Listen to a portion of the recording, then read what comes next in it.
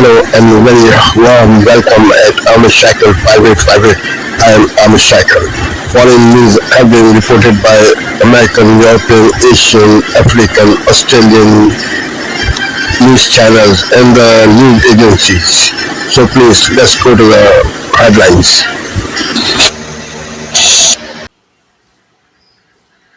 Good morning, America. Slammed with snow. The Northeast waking up to its biggest snowfall of the season.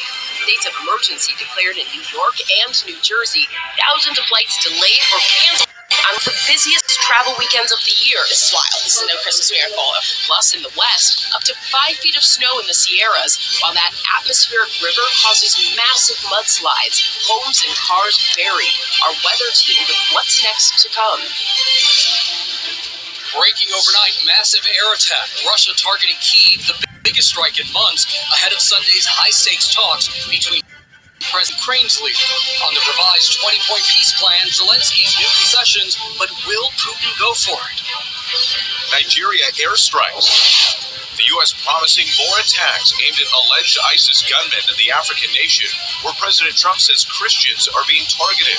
The new details on the Christmas Day missile launch and why the president picked December 25th to do it. Facing a judge, use of road trip, entering a not guilty plea to murders. After Christmas sales, holiday gift cards, the big bar, loads of items, GMA tracking down the best deals. What gift for heavy fees? And College Bowls preview. The top teams going head-to-head quarterfinals. ESPN's Sam Acho looks at the upcoming matchups and the teams that could have.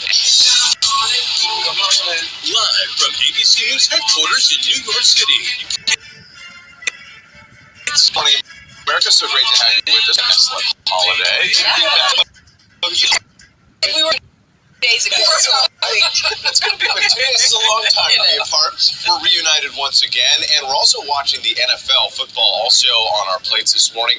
We're in the second to the last weekend of the regular season. Some key players in the spotlight due to injury. We'll have more on that. Plus the gifts that missed Mark this morning. We have some timely advice on dealing with the return process.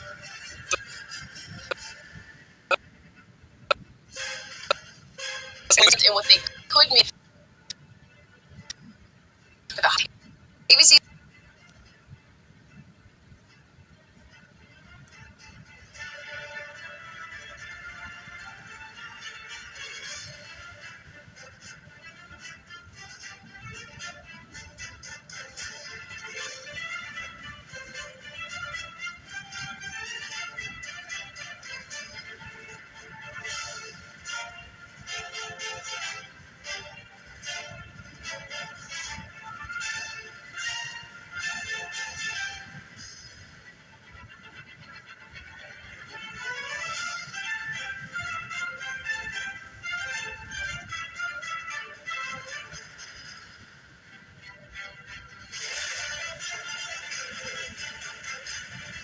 On this Saturday night, Mark Carney's $2.5 billion pledge for Ukraine. A show of support during a surprise meeting on Canadian soil as Russia hammers Ukraine ahead of talks in Florida. And it's really showed that Putin doesn't want peace. Holiday wallop, the delays, disruptions, and looming threats as a messy winter storm bears down on millions. Plus, remembering the famed Dion quintuplets. That birth of the quints was like a little miracle. And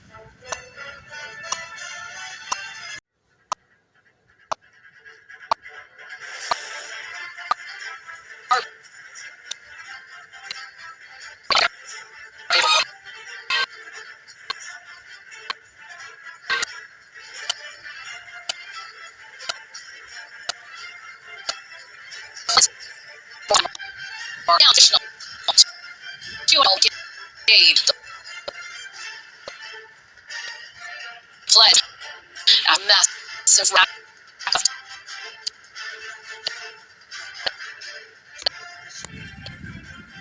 of top priority on this cross-Atlantic trip. Mackenzie Grissom. Mackenzie. Last second over here in blustery Halifax, and for Mark his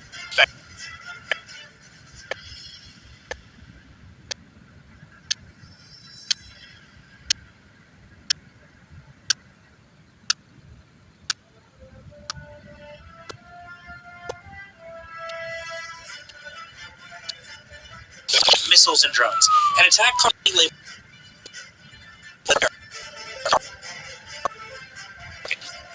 action. Russia's answer on and that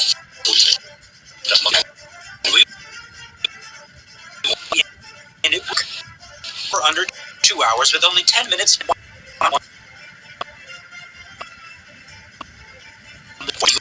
U.S. President Donald Trump on Sunday. Trump has slashed Ukrainian dramatically. The opposite approach. We're announcing today for direct assistance.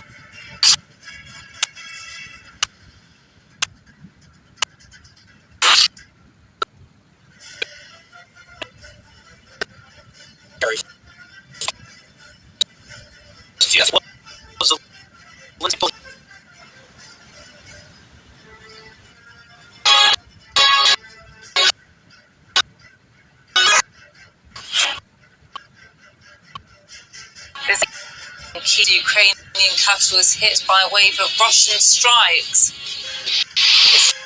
As he arrives in Canada on his way to talk to Donald Trump.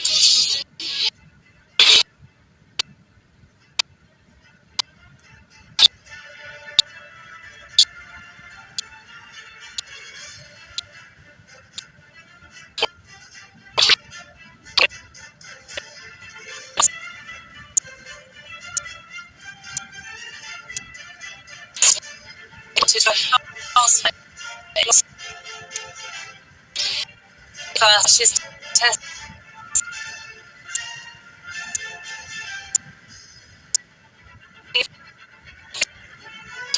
Ukrainian officials say at least 2 people have been killed and more than 20 injured after a series of Russian airstrikes on the capital, Kyiv.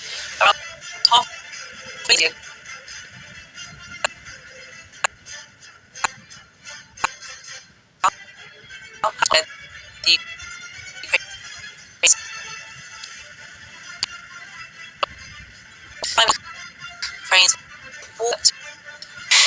Let's look at the current conflict. Russia controls 3/4 of the Donetsk region, most all of neighbouring Luhansk, known altogether as the Donbass. Moscow wants to maintain its control of the area and parts of the region it hasn't taken as part of any peace deal. This week, Zelensky out 20-point plan agreed with US security gaps for Ukraine in the style of NATO Article 5, where the countries consider an attack on one member as an attack on all. It also suggests Ukraine would keep its army at 800,000 personnel, despite earlier suggestions it would downsize its army after the war ended. The framework also allows for the Donbass to be demilitarized or to become a free economic zone, as long as Russia's military withdraws from an equivalent area of its own land. Russia is unlikely to agree. Key sticking points include Russian opposition to any path for Ukraine to NATO membership and its demand for a total Ukrainian withdrawal from the entire Donbass region. There is also the question of who would control the region.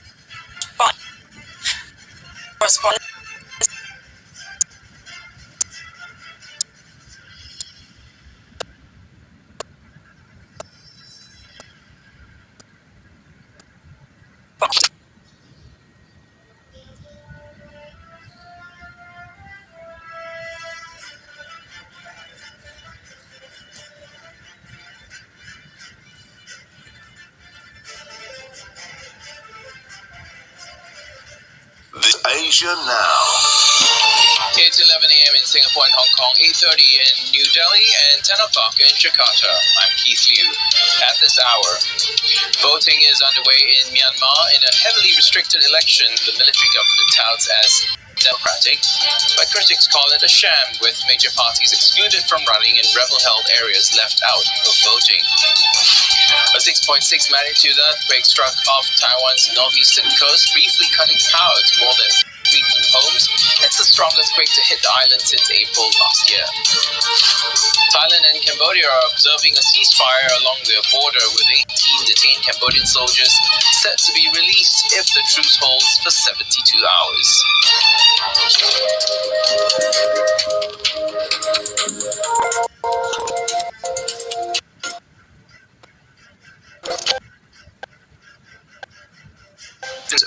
Open at 6 a.m. local time.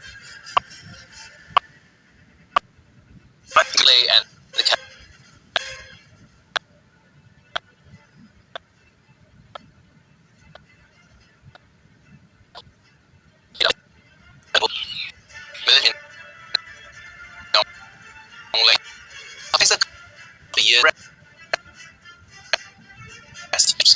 are participating.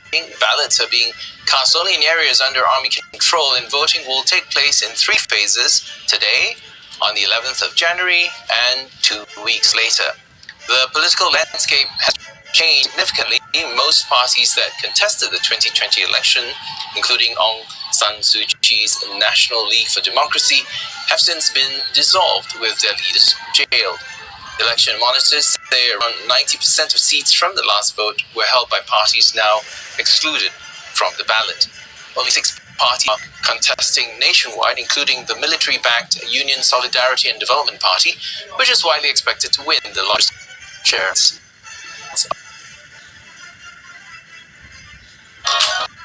Can you use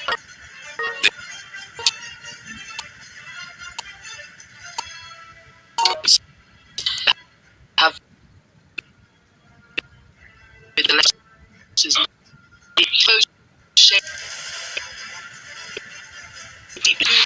months after President Ouattara's election, he secured 90% of the vote. A result fiercely contested by the opposition, which denounced the exclusion of key members following court rulings. Those tensions have carried into the parliamentary race. The African People's Party, linked to former President Laurent Gbagbo, has chosen to boycott the vote altogether. More than 2,700 candidates are running, including 800 independents. President Ouattara's party appears well placed to secure a comfortable majority, according to observers. The HDP already dominates the outgoing assembly and is the only party getting all constituencies. Civil society, this election is a crucial test. The NGO Action Justice says the votes will measure the true national strength of both the ruling party and the opposition. British Egyptian dissident Alaa Abdi al-Fattah arrives in London after Egyptian authorities lifted a travel ban that had remained in place despite his release from prison. Largely for speaking out against the Egyptian government.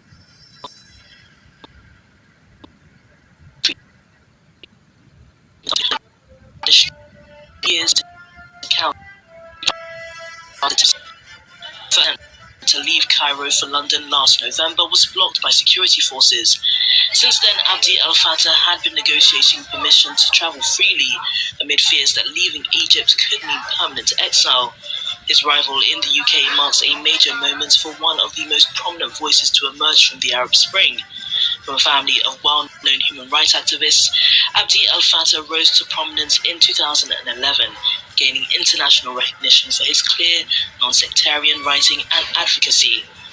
In 2019, he was sentenced to 5 years in prison on charges of spreading false news after a trial widely criticized by rights groups. Last year, his family was stunned when authorities indicated he would not be released until 2027. Now back in London, supporters say his freedom to travel represents a hard-won step forward. The question remains over his rights back in Egypt. The Al-Shabaab extremist group continues to pose the most immediate threat to peace and stability in Somalia and the wider region, particularly neighboring Kenya, according to a new report by UN experts. Despite sustained military pressure from Somali and international forces, the Al-Qaeda-linked group has retained its capacity to carry out complex asymmetric attacks including high-profile operations in Mogadishu. The panel cited an attempted assassination of Somalia's president on March 18 as evidence of the group's resilience. Beyond violence, Al-Shabaab's strength lies in its sophisticated exhaustion networks, forced recruitment, and effective propaganda machinery.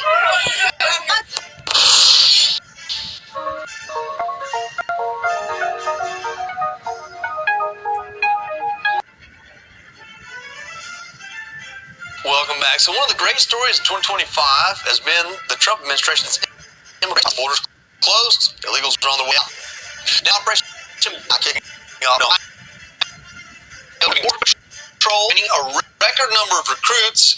Many of them just happen to be Latino. And let me tell you something. That's causing the left to be real mad. I think it's sad. I think that those Border Patrol agents are going to have a difficult time when they're out in the field and they see what actually happens in real life. I definitely am concerned about that report. Yeah, that poor thing there. Maybe she'll take another trip and the world won't burn down while she's gone. All right, so DHS has arrested over 17,000 illegals thanks to the Lake and Riley Act alone. But now they're offering $3,000 for illegals to leave the country to self-deport. And they say almost 2 million have already taken advantage of the voluntary self-deportation program. Tommy, you know, now it's up to $3,000. It hasn't been for most of the time, so it's not all those 2 million people didn't get $3,000. But Secretary Noem announced that right before the holidays. And the idea is, hey, if you take the money, it's about what it would cost you to get back there. Then you got a chance to come back. But if we end up having to roll you up, you're not coming back. I love that. Again, though, I don't think we need to take everyone back, right? I think we need a cooling period. I think we've got enough. We're maybe full enough for a while. No, that's my stance. I'm one of those close the border people until we figure out who we have in this country. I'm glad they're incentivizing self-deportation. I think that's a great idea, though. It's like, hey, leave on your own accord. We won't have to do it the ugly way. And I think that's a great incentive for them. Also, I want to discuss Karen Bass. In that clip, just to break it down for you, she is saddened that Hispanics are signing up to protect and defend their country. Stream all 3 seasons of the award-winning show that captured our hearts. So tomorrow we're friends? Well, I think it's worth a try. So this is it. This is life. You don't have to be involved in everybody's life, Frank. Maybe you'd be happier if you weren't. You left me because you wanted to get a life, and here you are still trying to find one. Love My Way. Stream it all now on ABC iView.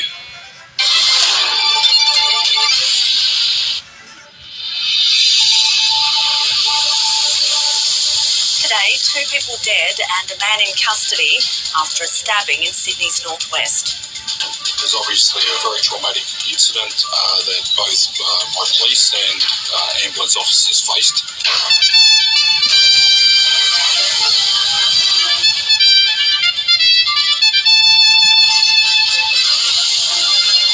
The New South Wales Premier calls on Sydney-siders not to let terrorism win in the wake of the Bondi attack.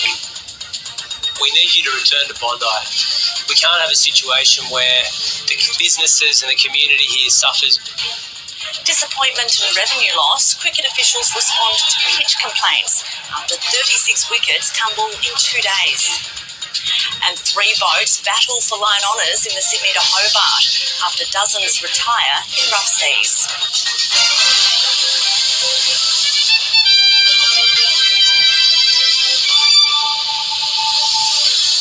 Hello and welcome to ABC News. I'm Fiona Willan.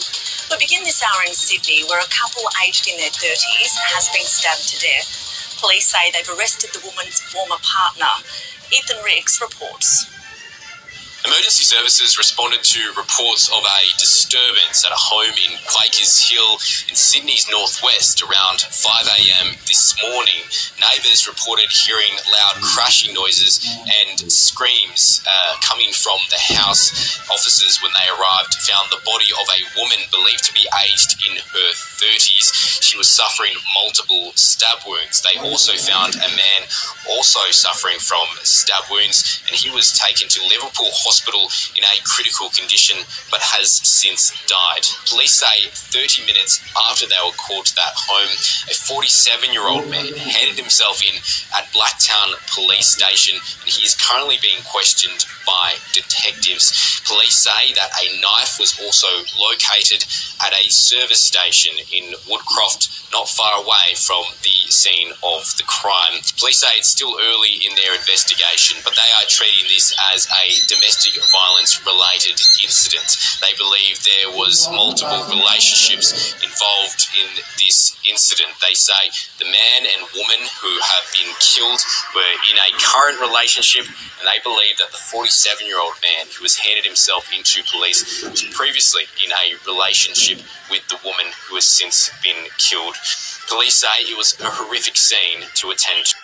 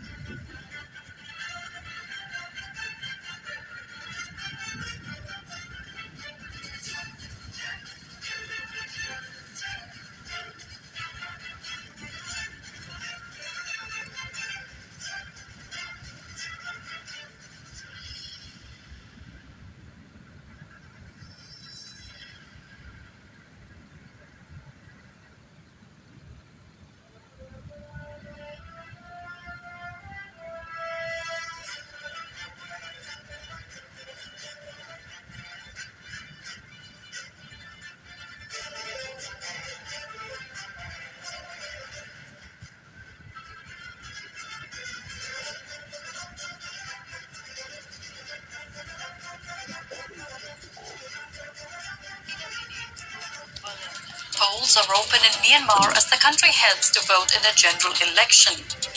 But while the military junta claims the vote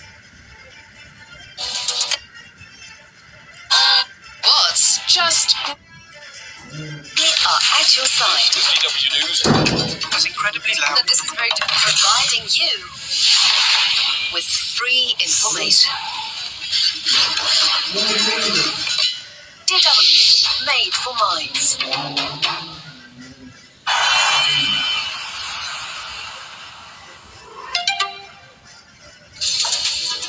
This is DW News live from Berlin. Polls are open in Myanmar as the country heads to vote in a general election. But while the military junta claims the vote is a return to multi-party democracy, critics say it is neither free nor fair. And the Ukrainian president receives a warm welcome and billions of dollars of aid from Canada before a meeting with Donald Trump to discuss the end of the war.